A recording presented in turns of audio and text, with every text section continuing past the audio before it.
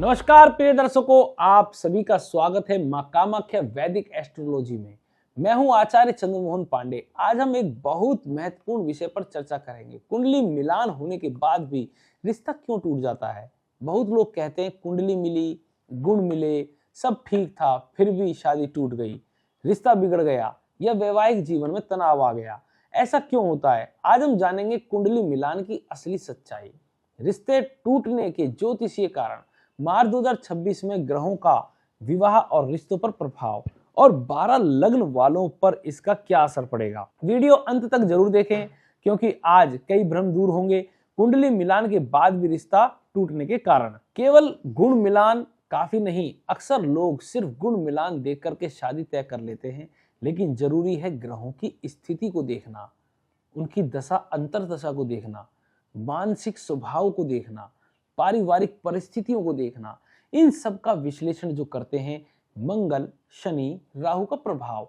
अगर ये ग्रह विवाह भाव को प्रभावित करते हैं तो देरी हो सकती है, गलतफहमी हो सकती है, दूरी पैदा हो सकती है, मानसिक तनाव हो सकता है। लेकिन इसका मतलब रिश्ता असफल होगा ऐसा जरूरी नहीं। व्यवहारिक कारण भी महत्वपूर्ण। ज्योतिष के साथ साथ अहंकार, संवाद की कमी, अपेक्षाएं, परिवार का हस्तक्षेप, ये भी रिश्ता तोड़ते हैं। मार्च 2026 का वैवाहिक राशिफल। मार्च 2026 में ग्रह स्थिति रिश्तों में स्पष्टता ला सकती है। कुछ रिश्ते मजबूत होंगे, कुछ में दूरी आएगी, पुराने विवाद सामने आ सकते हैं, नई शुरुआत के योग बनते हैं। अब सबसे महत्वपूर्ण भाग, 12 लग्न पर विवाह और रिश्तों का प्रभाव क्या क्या होता है। सबसे पहले हम बात करते हैं मेष लग्न की। तो रिश्तों में स्पष्टता आएगी, गलतफहमी दूर हो सकती है, लेकिन क्रोध से बचना जरूरी होगा। तो क्या करना चाहिए इस समय में? धैर्य रखना चाहिए, संवाद अपना स्पष्ट रखना चाहिए और क्या ना करें इस समय, जल्दी प्रतिक्रिया ना करें।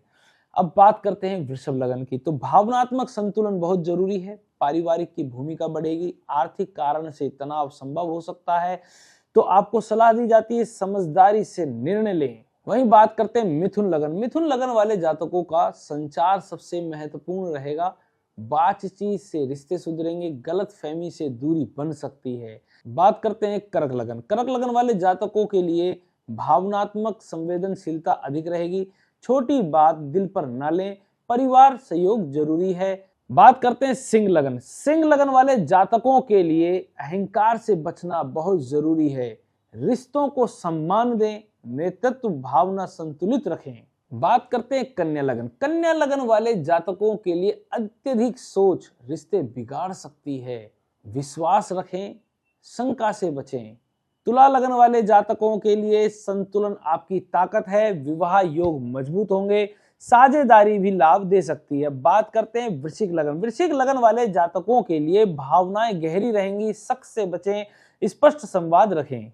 बात करते हैं धनु लग्न। धनु लग्न वाले जातकों के लिए खुले विचार रिश्ते मजबूत करेंगे, यात्रा या दूरी के योग बनते हैं, समझदारी भी जरूरी है। बात करेंगे अब मकर लग्न। मकर लग्न वाले जातकों के लिए व्यवहारिक दृष्टिकोण रखें, जिम्मेदारी बढ़ेगी, धैर्य से रिश्ते मजबूत होंगे। अब बात करेंगे हम कुंभ लग्न। कुंभ लग्न वाले जातकों के लिए स्वतंत्रता और संबंध संतुलित रखें, नई समझ विकसित होगी, जिद नुकसान दे सकती है।